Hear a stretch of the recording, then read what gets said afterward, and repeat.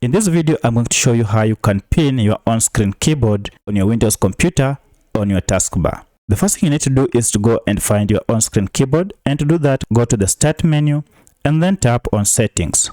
From Settings, you'll see an option called Ease of Access. Go ahead and tap on it to open. Now from here, look for the keyboard function, which is on the left corner. Tap on it and it will open. Now the first thing you need to do is to enable the use device without a physical keyboard by toggling this button on, and this will enable our keyboard. Now to pin this keyboard on our taskbar, all you need to do is to go to the taskbar and you can see an icon of our on-screen keyboard present. If you right click on it, you'll have a function called Pin to Taskbar.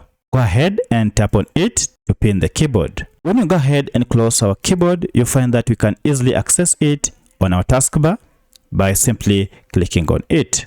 So that's how you pin your on-screen keyboard on your taskbar on your Windows computer. If you have any other question, kindly let me know in the comment section.